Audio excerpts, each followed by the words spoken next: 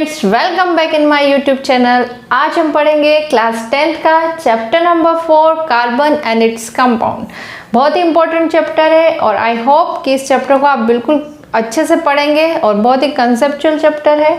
So let's start today's topic carbon and its compound. तो चलिए carbon के बारे में हम समझते हैं। आज हम पढ़ने वाले हैं कार्बन। कार्बन क्या है? कार्बन एक एलिमेंट है। हमने प्रीवियस चैप्टर में बहुत सारे एलिमेंट्स की स्टडी की थी। हमने मेटल्स के बारे में पढ़ा, नॉन मेटल्स के बारे में पढ़ा है। तो कार्बन क्या है? कार्बन एक एलिमेंट है। तो सबसे पहले हम लिख सकते हैं कार्बन इज एन एलिमेंट। और कार्बन क्या है? कार्बन एक नॉन मेटल है। ठीक है, जैसा प्रीवियस चैप्टर हमने मेटल्स के बारे में पढ़ा है उसी तरह नॉन मेटल के बारे में भी हमने पढ़ा है। तो कार्बन क्या है? एक नॉन मेटल है। स्टेप बाय स्टेप हम कार्बन के बारे में पढ़ते जाएंगे और अपने डाउट्स को क्लियर करते जाएंगे। कार्बन अर्थ क्रस्ट में कार्बन की जो परसेंटेज होती है वो कितनी होती है? 0.02%। किस फॉर्म में होता है ये? मिनरल के फॉर्म में अर्थ क्रस्ट में हमको मिलता है। किस मिनरल? मतलब कोल है, पेट्रोलियम, ठीक है, कोल, पेट्रोलियम, ऑयल के फॉर्म में या कार्बोनेट्स के फॉर्म में हमको अर्थ में मिलता है। ओके, और एटमॉस्फेयर में भी कार्बन डाइऑक्साइड के रूप में कार्बन प्रेजेंट होता है। ठीक है, और एटमॉस्फेयर में इसका परसेंट होता है 0.03% कार्बन डाइऑक्साइड। तो देखिए कार्बन जो है वो अर्थ क्रस्ट में 0.02% और एटमॉस्फेयर में 0.03% प्रेजेंट होता है। तो ये जो अमाउंट है बहुत ही स्मॉल अमाउंट कार्बन जो है वो हमको मिलता है। फिर भी जो कार्बन की जो इम्पोर्टेंस है बहुत, मतलब कार्बन जो हमारी लाइफ में बहुत इंपॉर्टेंस रखता है। अब किस तरह से कार्बन इंपॉर्टेंस रखता है? देखिए एक पूरा चैप्टर हम कार्बन के बारे में पढ़ रहे हैं। मतलब कुछ ऐसे स्पेशल फीचर है कार्बन में जिसके कारण वो बहुत सारे कार्बन कंपाउंड्स बनाता है। देखिए हमारे अर्थ पे जितने भी लिविंग थिंग्स है, ठीक है, वो सब किससे बने होते हैं? वो सब कार्बन कंपाउंड से ही मिलके बने होते हैं। तो हम लिख सकते हैं all living things like plants and animals, है ना, जितने भी प्लांट्स है, एनिमल्स है, सब हम लिविंग थिंग्स ही है, is made up of carbon and its compound. ठीक है, जितने भी लिविंग थिंग्स है वो किससे बनते हैं? Carbon and its compound, carbon compounds के बने होते हैं। ऑल इन कार्बन कंपाउंड्स को हम बोलते हैं ऑर्गेनिक कंपाउंड। ठीक है, इन कार्बन कंपाउंड को हम बोलते हैं ऑर्गेनिक कंपाउंड। तो आज जो हम स्टडी करने वाले हैं वो हम ऑर्गेनिक कंपाउंड के बारे में स्टडी करेंगे कि किस तरह कार्बन बॉन्ड बनाते हैं और अलग अलग तरह के ऑर्गेनिक कंपाउंड बनाते हैं। तो भाई कार्बन, जब हमने बोला कि जितने भी लिविंग थिंग्स है, प्लांट है, एनिमल है, ह्यूमन बीइंग है, वो सब किससे बने होते हैं? कार्बन कंपाउंड से बने होते हैं। जैसे कुछ एग्जाम्पल मैं आपको देती हूँ। जैसे फॉर एग्जाम्पल हम डेली रूटीन में जो भी चीज़ें खाते हैं, ठीक है, जो भी यूज़ करते हैं, जितनी भी थिंग्स यूज़ करते हैं, like that fruits, vegetables, okay, grains, pulses, carbohydrates, protein, fats, वो सारे ये सारे किससे बने होते हैं? ये सब कार्बन कंपाउंड से मिलके बने होते हैं। ठीक है, तो मैं बोल सकती हूँ मेरी जो बॉडी है वो किससे बनी होती है? कार्बन कंपाउंड से मिलके बनी होती है। ठीक है, तो इस तरह से कार्बन जो है वो बहुत इंपॉर्टेंट रोल प्ले करता है। ठीक है, हमारी लाइफ में इस carbon is a play very important role in our life. अब देखिए इतना हमको समझ में आ गया, बस इनफ है। इसके बाद हम समझते हैं कि किस तरह से कार्बन जो है वो कार्बन का स्ट्रक्चर समझते हैं। देखिए हमने पहले भी पढ़ा, अभी भी हम समझ लेते हैं। कार्बन जो है एक एलिमेंट है। कार्बन का जो एटॉमिक नंबर है हम प्रीवियस क्लास में पढ़ चुके हैं। कार्बन का एटॉमिक नंबर होता है 6। ठीक है, कार्बन का एटॉमिक नंबर 6 मीन्स इसके अंदर नंबर ऑफ प्रोटॉन भी 6 होते हैं, नंबर ऑफ न्यूट्रॉन भी 6 होते हैं, नंबर ऑफ इलेक्ट्रॉन भी 6 होते हैं। ठीक है, means proton, number of electron कितने होते हैं? 6। तो इसका इलेक्ट्रॉनिक कॉन्फ़िगरेशन, या फिर मैं पहले इसको एक एटम बना लेती हूँ कार्बन का। देखिए अब ये हमारे पास कार्बन का एक एटम है। देखिए कार्बन का एटम मैं बना लेती हूँ। ये कार्बन का एटम है। ओके, ये मैंने कार्बन का एटम बनाया। अब इसमें कितने इलेक्ट्रॉन होते हैं? 6। तो इसमें ये है प्रोटॉन और इसमें होते हैं न्यूट्रॉन और electron revolving around the nucleus. तो इसके चारों ओर इलेक्ट्रॉन रिवॉल्व करते हैं। तो फर्स्ट शेल है के शेल, फिर शेल है एल शेल। ठीक है, K शेल में 2 इलेक्ट्रॉन आ जाएंगे, उसके बाद जो बचे 4 इलेक्ट्रॉन वो आ जाते हैं L शेल में, 1 2 3 4। तो इसके 6 इलेक्ट्रॉन हमने फिल कर दिए। तो इसका इलेक्ट्रॉनिक कॉन्फ़िगरेशन जो होता है वो कितना हो जाएगा, इलेक्ट्रॉनिक कॉन्फ़िगरेशन हम पहले भी पढ़ चुके हैं, फिर भी यहाँ पे हमको जरूरी है पढ़ना क्योंकि हम अब कार्बन की स्टडी कर रहे हैं। तो इसका इलेक्ट्रॉनिक कॉन्फ़िगरेशन 4, और ये जो 4 है, अब मैंने बोला है जो आउटर मोस्ट शेल में जो इलेक्ट्रॉन होते हैं उन शेल्स को, उन इलेक्ट्रॉन को हम बोलते हैं वैलेंस इलेक्ट्रॉन। ठीक है ना, क्या बोलते हैं हम, वैलेंस इलेक्ट्रॉन। मीन्स जो आउटर वाले, जो आउटर मोस्ट वैलेंस इलेक्ट्रॉन है वो ही केमिकल रिएक्शन में पार्टिसिपेट करते हैं। तो हम जो भी बात करेंगे हम वैलेंस इलेक्ट्रॉन की बात करेंगे यहाँ पे। तो कार्बन का जो इलेक्ट्रॉनिक कॉन्फ़िगरेशन है 2 4 है। अब मैंने बोला कि कोई भी एलिमेंट अपने आप को स्टेबल करने के लिए या फिर नोबल गैस कॉन्फ़िगरेशन को पाने के लिए क्या करता है, अपने आउटर मोस्ट शेल में 8 इलेक्ट्रॉन करना चाहता है। अगर उसके आउटर मोस्ट शेल में 8 इलेक्ट्रॉन हो गए तो वो स्टेबल हो जाएगा। अब कार्बन के पास 4 इलेक्ट्रॉन ही है, तो अब क्या करना है, उसको 4 इलेक्ट्रॉन और चाहिए। तो जैसा कि हमने प्रीवियस चैप्टर में पढ़ा था, जब हमने मेटल और नॉन मेटल में पढ़ा था कि किस तरह से मेटल्स जो होते हैं वो अपने इलेक्ट्रॉन को लॉस करते हैं, ठीक है, और गेनिंग और लॉसिंग करते हैं, मतलब इलेक्ट्रॉन को देते हैं और लेते हैं। तो इस तरह से कार्बन को भी या तो 4 इलेक्ट्रॉन लेने हैं या फिर देने हैं। लेकिन होता क्या है, अब कार्बन अगर 4 इलेक्ट्रॉन को गेन कर दे, मान लो अगर कार्बन ने 4 इलेक्ट्रॉन गेन कर लिए, ठीक है, वैसे ही कार्बन क्या करता है, इलेक्ट्रॉन की न तो गेनिंग करता है न ही लॉसिंग करता है, वो इलेक्ट्रॉन की शेयरिंग करके कोवेलेंट बॉन्ड बनाता है। ठीक है, बहुत अच्छे से समझना। प्रीवियस चैप्टर में हमने पढ़ा था मेटल्स और नॉन मेटल के बारे में कि मेटल अपने इलेक्ट्रॉन को लॉस करते हैं और आयनिक बॉन्ड बनाते हैं, ठीक है, और नॉन मेटल क्या करते हैं, गेन करते हैं। लेकिन कार्बन जो है ना तो इलेक्ट्रॉन को गेन करता है ना ही लॉस करता है। देखिए, अगर वो गेन कर ले तो ऑलरेडी उसके पास 4 इलेक्ट्रॉन 6 इलेक्ट्रॉन ऑलरेडी है, अगर वो 4 इलेक्ट्रॉन और ले ले तो अब जिसका जो न्यूक्लियस है, कार्बन जो होता है वो बहुत स्मॉल एलिमेंट होता है, ठीक है, इसका जो एटम होता है बहुत छोटा होता है। तो ये प्रोटॉन और न्यूट्रॉन जो होते हैं वो क्या करेंगे, वो इतनी और 4 इलेक्ट्रॉन को होल्ड नहीं कर पाते हैं ना। तो लिख सकते हैं the nucleus do not hold more 4 electron, ठीक है, मोर 4 इलेक्ट्रॉन, क्योंकि टोटल इलेक्ट्रॉन जो हो जाएंगे वो कितने हो जाएंगे, 10 इलेक्ट्रॉन। तो उसकी इतनी कैपेसिटी नहीं होती है कि वो इतने इलेक्ट्रॉन को होल्ड कर पाए। अगर वो 4 इलेक्ट्रॉन लॉस कर दे, ठीक है, लॉस भी नहीं कर पाते। क्यों नहीं कर पाते, क्योंकि इस लॉस करने में भी इसको बहुत अमाउंट में एनर्जी की जरूरत पड़ती है। तो हम लिख सकते हैं they required, nucleus required, they required more energy to loss 4 electron, ठीक है, 4 इलेक्ट्रॉन को लॉस करने में इसको बहुत ज़्यादा एनर्जी की रिक्वायरमेंट होती है। तो इन दोनों ही कारण से कार्बन क्या करता है, अपने इलेक्ट्रॉन की शेयरिंग करता है। तो हम लिख सकते हैं कार्बन क्या करता है, शेयरिंग आवर इलेक्ट्रॉन किसके साथ, विथ इट्स ओन एटम और another atom of element, या तो अपने खुद के एटम के साथ करेगा या फिर किसी अदर एलिमेंट के एटम के साथ अपने इलेक्ट्रॉन की शेयरिंग करता है, ठीक है। Carbon is a tetravalent, means carbon की जो वैलेंसी होती है 4 होती है, मीन्स ये अपने 4 इलेक्ट्रॉन की शेयरिंग करता है, या तो कार्बन अपने ही का एटम के साथ या फिर अदर एलिमेंट के एटम के साथ अपने इलेक्ट्रॉन की शेयरिंग करता है और कोवैलेंट बॉन्ड बनाता है। तो देखिए हम समझेंगे इसको किस तरह से बनाता है। तो हम कह सकते हैं carbon form covalent bond by the sharing of electron, ठीक है। तो हम लिखेंगे carbon form covalent bond by the sharing of electron, ठीक है। अब कार्बन की तरह और भी कुछ एलिमेंट्स होते हैं या फिर और भी कुछ नॉन मेटल्स है जो कि कोवैलेंट बॉन्ड बनाते हैं, मीन्स या फिर हम कह सकते हैं जैसे हमने जब प्रीवियस चैप्टर जो पढ़ा था उसमें क्या पढ़ा था हमने कि मेटल्स एंड नॉन मेटल्स क्या करते हैं आपस में, मतलब इलेक्ट्रॉन को लॉस करते हैं और गेन करते हैं, और क्या बनाते हैं, आयनिक बॉन्ड बनाते हैं।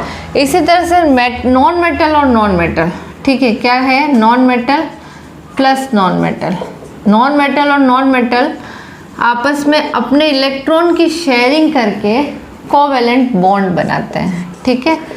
कोवेलेंट बॉन्ड कैसे बनते हैं, इलेक्ट्रॉन की शेयरिंग से बनते हैं, और नॉन मेटल आपस में शेयर करके बनाते हैं। और आयनिक बॉन्ड इलेक्ट्रॉन की गेनिंग और लॉसिंग से बनते हैं, ठीक है। तो अब हम यहाँ पे समझते हैं how to covalent bond form, how to form covalent bond. तो कुछ एग्जाम्पल हम यहाँ समझेंगे, उन एग्जाम्पल के ज़रिए आप इजीली समझ सकते हैं कि किस तरह से कोवेलेंट बॉन्ड बनता है, how to form covalent bond, sorry, okay. तो देखिए अब मैं कुछ अपन को नॉन मेटल के एग्जाम्पल लेते हैं। फॉर एग्जाम्पल मैंने हाइड्रोजन लिया, हाइड्रोजन भी क्या एक नॉन मेटल है, ठीक है, हाइड्रोजन नॉन मेटल है। हाइड्रोजन के पास एक इलेक्ट्रॉन होता है, तो हम यहाँ पे एक इलेक्ट्रॉन लिख देती हूँ मैं, हाइड्रोजन के पास एक इलेक्ट्रॉन है। अब हाइड्रोजन क्या करेगा, अब हाइड्रोजन को स्टेबल होने के लिए या फिर मैं इसको हीलियम का कॉन्फ़िगरेशन पाने के लिए उसको एक इलेक्ट्रॉन और चाहिए, तो हाइड्रोजन क्या करेगा, हाइड्रोजन अपने ही समान दूसरे हाइड्रोजन एटम के साथ अपने इलेक्ट्रॉन की शेयरिंग करेगा। तो देखते हैं कैसे करते हैं। ये एक हाइड्रोजन है, ठीक है, और ये हाइड्रोजन क्या करता है, अपने ही समान दूसरे हाइड्रोजन के साथ, अब ये भी हाइड्रोजन है, ठीक है, तब ये हाइड्रोजन क्या बोलता है, ये हाइड्रोजन बोलता है अरे यार मेरे पास तो एक ही इलेक्ट्रॉन है इसलिए मैं अनस्टेबल हूँ। तो अब इस हाइड्रोजन को बोलता है कि अगर तू मुझे अपना एक इलेक्ट्रॉन दे दे, ठीक है, तो मेरे पास 2 इलेक्ट्रॉन हो जाएंगे, और मैं भी तुझे अपना एक इलेक्ट्रॉन दे देता हूँ तो तेरे पास भी 2 इलेक्ट्रॉन हो जाएंगे, ठीक है। तो अगर हम दोनों अपने इलेक्ट्रॉन की शेयरिंग कर लेंगे तो हम स्टेबल हो जाएंगे और हीलियम कॉन्फ़िगरेशन को पा लेंगे। तो ये भी खुश हो जाता है, हाँ यार ये बात बिल्कुल सही है। तो अब ये हाइड्रोजन अपना एक इलेक्ट्रॉन दे देता है और ये हाइड्रोजन भी अपना एक इलेक्ट्रॉन शेयर कर लेता है। तो अब दोनों ने शेयर कर लिए, तो देखिए इस हाइड्रोजन के पास भी 2 इलेक्ट्रॉन आ गए और इस हाइड्रोजन के पास भी 2 इलेक्ट्रॉन आ गए। तो इस तरह से इन्होंने क्या किया, अपना हीलियम कॉन्फ़िगरेशन को कंप्लीट कर लिया और क्या हो गए, स्टेबल हो गए, ठीक है। और क्या बना दिया, हीलियम, और एक इलेक्ट्रॉन शेयर किया, इसलिए इस दोनों में बन गया सिंगल कोवेलेंट बॉन्ड, ठीक है। जो एक इलेक्ट्रॉन की शेयरिंग से बनता है वो होता है सिंगल कोवेलेंट बॉन्ड। अब देखिए, अब जब कोवेलेंट बॉन्ड बनते हैं तब क्या होता है, तब मॉलिक्यूल्स बनते हैं, ठीक है। जैसे H और H मिलके बन गया H2 मॉलिक्यूल, ठीक है। जनरली आपने फॉर्मूला देखा है, हम हाइड्रोजन को H2 लिखते हैं, ठीक है। क्यों लिखते हैं, क्योंकि ये इलेक्ट्रॉन की शेयरिंग करके H2 मॉलिक्यूल बनाते हैं। समझ में आ गया। तो कोवेलेंट बॉन्ड में मॉलिक्यूल्स बनते हैं और मॉलिक्यूल्स आपस में एक दूसरे से वीक फोर्स से जुड़े रहते हैं, ठीक है। जब आयन बनते थे, आयनिक बॉन्ड में क्या होता है, आयनिक बॉन्ड में आयन आपस में स्ट्रॉन्ग इलेक्ट्रोस्टैटिक फोर्स के साथ जुड़े रहते हैं, लेकिन इसमें मॉलिक्यूल्स आपस में जुड़े रहते हैं, ठीक है। तो इस तरह से कोवेलेंट बॉन्ड बनता है। क्लियर। अब देखिए एक एग्जांपल और हम समझते हैं, ऑक्सीजन का एग्जांपल लेते हैं। यहाँ पे हम ऑक्सीजन का एग्जांपल समझते हैं। अब आपको ध्यान है ऑक्सीजन का जो एटॉमिक नंबर होता है वो कितना होता है, 8 होता है। मीन्स उसके अंदर नंबर ऑफ इलेक्ट्रॉन कितने हैं, 8 है। तो देखिए जो इसका कॉन्फ़िगरेशन होगा 2 6, उसके पास वैलेंस इलेक्ट्रॉन कितने होते हैं, वैलेंस इलेक्ट्रॉन होते हैं 6। अब ऑक्सीजन भी क्या करेगा, ऑक्सीजन भी चाहेगा अपने आप को स्टेबल करना, तो ऑक्सीजन क्या करेगा, अपने ही समान दूसरे ऑक्सीजन एटम से इलेक्ट्रॉन की शेयरिंग करेगा। अब देखो ये ऑक्सीजन गया दूसरे ऑक्सीजन के पास और उसने क्या किया, एक दूसरे से इलेक्ट्रॉन की शेयरिंग कर दी, ठीक है। ये भी ऑक्सीजन है और ये भी ऑक्सीजन है। अब ये क्या करते हैं, इनको कितने चाहिए, 2 इलेक्ट्रॉन, तो 2 इलेक्ट्रॉन की शेयरिंग करेगा। इसने अपने 2 इलेक्ट्रॉन उस ऑक्सीजन को दे दिया, उस ऑक्सीजन ने अपने 2 इलेक्ट्रॉन इस ऑक्सीजन को दे दिया, ठीक है। मीन्स अब क्या किया, अब इनके पास कितना आउटर मोस्ट शेल में होते हैं 6 इलेक्ट्रॉन, तो 1 2 3 4 और 5 6, 2 इलेक्ट्रॉन की शेयरिंग ऑक्सीजन के साथ करी और इस ऑक्सीजन एटम ने अपने 2 इलेक्ट्रॉन की शेयरिंग इस ऑक्सीजन के साथ करी। तो अब देखिए इसके पास हो गए 1 2 3 4 5 6 7 8 इलेक्ट्रॉन, इस ऑक्सीजन के पास भी हो गए 1 2 3 4 5 6 7 8 इलेक्ट्रॉन। इस तरह इन्होंने अपना ऑक्टेट कंप्लीट कर लिया, या फिर मैं बोलूँ नोबल गैस कॉन्फ़िगरेशन को इन्होंने अचीव कर लिया। तो ये हो गए स्टेबल, और इन्होंने बनाया ऑक्सीजन और ऑक्सीजन। अब इसको हम लिखते हैं डबल बॉन्ड से। तो ये किससे जुड़े हैं? डबल कोवेलेंट बॉन्ड से, ठीक है। तो इसको हम बोलते हैं डबल कोवेलेंट बॉन्ड। तो इस तरह से covalent bond double, single, double और ट्रिपल कोवेलेंट बॉन्ड भी नॉन मेटल बनाते हैं। आगे समझ में। अब इसमें भी देखो जनरली O2 लिखा जाता है। ये ऑक्सीजन और ऑक्सीजन अपने इलेक्ट्रॉन की शेयरिंग करके O2 मॉलिक्यूल बनाते हैं। क्या बनाते हैं? O2 molecule. इसलिए ऑक्सीजन को हम क्या लिखते हैं? O2। क्लियर। अब एक एग्जांपल और हम ट्रिपल बॉन्ड का समझ लेते हैं, नाइट्रोजन का। देखिए नाइट्रोजन के पास होते हैं 7 इलेक्ट्रॉन, तो उसका इलेक्ट्रॉनिक कॉन्फ़िगरेशन होता है 2 और 5, है ना। तो उसको 3 इलेक्ट्रॉन और चाहिए। तो अब नाइट्रोजन क्या करेगा? नाइट्रोजन क्या करता है? अपने ही समान दूसरे नाइट्रोजन के साथ अपने इलेक्ट्रॉन की शेयरिंग करेगा। 1 2 3 4 5, 1 2 3 4 एंड 5, ठीक है। मीन्स इसने क्या है कि अपने 3 इलेक्ट्रॉन को इस नाइट्रोजन के साथ शेयर कर लिया, और इस नाइट्रोजन ने अपने 3 इलेक्ट्रॉन को इसके साथ शेयर कर लिया। तो इन दोनों के पास 8 इलेक्ट्रॉन हो गए, 1 2 3 4 5 6 7 8। तो 8 इलेक्ट्रॉन हो गए, मतलब इन्होंने अपना ऑक्टेट कंप्लीट कर लिया, और ये क्या हो गए? स्टेबल हो गए। अब इनमें कितने इलेक्ट्रॉन की जरूरत पड़ी? 3 इलेक्ट्रॉन की, इसलिए इनको हम लिख सकते हैं नाइट्रोजन ट्रिपल बॉन्ड नाइट्रोजन। तो इसको हम बोलते हैं ट्रिपल, 3 बॉन्ड से जुड़े होते हैं ये, तो ट्रिपल कोवेलेंट बॉन्ड बनाते हैं। क्लियर। ट्रिपल कोवेलेंट बॉन्ड, ये आ गया आपको समझ में।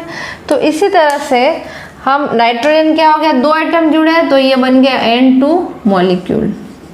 क्लियर। तो इस तरह से नॉन मेटल और नॉन मेटल आपस में अपने इलेक्ट्रॉन की शेयरिंग करके कोवेलेंट बॉन्ड बनाते हैं, और मेटल और नॉन मेटल आपस में इलेक्ट्रॉन की शेयरिंग और गेनिंग करके आयनिक बॉन्ड बनाते हैं। और कोवेलेंट बॉन्ड जो होते हैं, इनका जो मेल्टिंग पॉइंट और बॉइलिंग पॉइंट जो होता है वो generally as compare to ionic bond की अपेक्षा कम होता है, ठीक है, लो होता है। क्यों होता है? क्योंकि इसमें जो फोर्स होता है ये आपस में वीक फोर्स से जुड़े होते हैं, ठीक है, इसलिए इनका बॉइलिंग और मेल्टिंग पॉइंट भी कम होता है। और ये बेड कंडक्टर होते हैं इलेक्ट्रिसिटी के। क्यों होते हैं? क्योंकि ये मॉलिक्यूल बनाते हैं, जबकि जो मेटल्स होते हैं, मेटल और आयनिक बॉन्ड जो होते हैं उनमें आयंस बनते हैं, इसलिए वो गुड कंडक्टर होते हैं इलेक्ट्रिसिटी के, ठीक है। ये क्लियर हो गया। अब देखिए हम एक और कंपाउंड बनाते हैं। अब हम यहाँ समझते हैं कार्बन का। अब कार्बन किस तरह से दूसरे हाइड्रोजन एटम के साथ कंपेयर करके या फिर अपने इलेक्ट्रॉन की शेयरिंग करके किस तरह से एक नया कंपाउंड बनाता है, ठीक है। अब देखिए कार्बन क्या होता है? Carbon is tetravalent, means carbon की जो वैलेंसी होती है कितनी होती है? टेट्रावेलेंट। टेट्रावेलेंट का मतलब क्या होता है? टेट्रा मतलब 4, वेलेंट का मतलब वैलेंसी, मीन्स कार्बन की जो वैलेंसी होती है वो होती है 4। किसी भी एटम के साथ अपने 4 इलेक्ट्रॉन को शेयर कर सकता है, ठीक है, 4 इलेक्ट्रॉन की शेयरिंग कर सकता है। तो देखिए अब हमें एक नया 4 इलेक्ट्रॉन की शेयरिंग करके एक नया कंपाउंड बनाता है CH4, मीथेन। अब यहाँ पे हम मीथेन का स्ट्रक्चर समझेंगे कि किस तरह कार्बन 4 हाइड्रोजन एटम के साथ इलेक्ट्रॉन की शेयरिंग करके मीथेन बनाता है। देखिए ये भी एक कोवेलेंट बॉन्ड बना रहा है, कार्बन भी नॉन मेटल है और हाइड्रोजन भी नॉन मेटल है। अब देखिए कार्बन, यहाँ अगर ये स्ट्रक्चर आता है हमारा, डॉट स्ट्रक्चर हम बनाते हैं इसका। देखिए कार्बन के पास कितने इलेक्ट्रॉन है? 1 2 3 और 4 इलेक्ट्रॉन है, ठीक है। अब क्या करेगा? अब उसको स्टेबल होने के लिए 4 और इलेक्ट्रॉन चाहिए। तो अब ये क्या करता है? हाइड्रोजन के साथ अपने इलेक्ट्रॉन की शेयरिंग करता है। तो अब यहाँ देखिए एक ये हाइड्रोजन बना दिया मैं। ये हाइड्रोजन के पास होता है 1 इलेक्ट्रॉन, इस हाइड्रोजन के पास भी है 1 इलेक्ट्रॉन, ये हाइड्रोजन के पास 1 इलेक्ट्रॉन। तो ये कार्बन क्या करता है? 1-1 इलेक्ट्रॉन 4 हाइड्रोजन एटम को शेयर कर देता है। तो अब कार्बन ने अपना 1 इलेक्ट्रॉन किसको शेयर किया? हाइड्रोजन को शेयर किया, और हाइड्रोजन ने भी अपना 1 इलेक्ट्रॉन किसको शेयर किया? कार्बन के साथ शेयर किया। तो देखिए ये हाइड्रोजन और हाइड्रोजन क्या हो गया, ये स्टेबल हो गया, इसने डुप्लेट कॉन्फ़िगरेशन को कंप्लीट कर लिया। इसी तरह इस हाइड्रोजन ने भी कंप्लीट कर लिया, इस हाइड्रोजन ने भी कंप्लीट कर लिया और इस हाइड्रोजन ने भी कंप्लीट कर लिया। अब इसी तरह कार्बन का भी देखो, कार्बन के भी पास 4 इलेक्ट्रॉन थे। अब 4 इलेक्ट्रॉन और कहाँ से ले लिए उसने, हाइड्रोजन के एक एक एटम के साथ जुड़ के उसने अपनी वैलेंसी कंप्लीट कर दी, उसके पास भी आ गया 8 इलेक्ट्रॉन। ये देखिए, तो इस तरह से एक नया कंपाउंड बना मीथेन। ठीक है, तो कार्बन के पास भी हो गए 1 2 3 4 5 6 7 और 8 इलेक्ट्रॉन। इस तरह से नॉन मेटल कार्बन और हाइड्रोजन ने आपस में अपने इलेक्ट्रॉन की शेयरिंग करके क्या हो गया, उन्होंने नोबल गैस कॉन्फ़िगरेशन कंप्लीट कर लिया और एक नया कंपाउंड बनाया मीथेन। ठीक है, तो इस तरह से ये क्या हो गया, अब इसमें ये सिंगल बॉन्ड से जुड़ा हुआ है। ठीक है, हम इसको इस तरह से भी लिख सकते हैं, कार्बन हाइड्रोजन हाइड्रोजन हाइड्रोजन। ठीक है, ये किससे जुड़ा है, सिंगल, इसको हम बोलते हैं सिंगल कोवेलेंट बॉन्ड। क्या बोलेंगे हम, सिंगल कोवेलेंट बॉन्ड।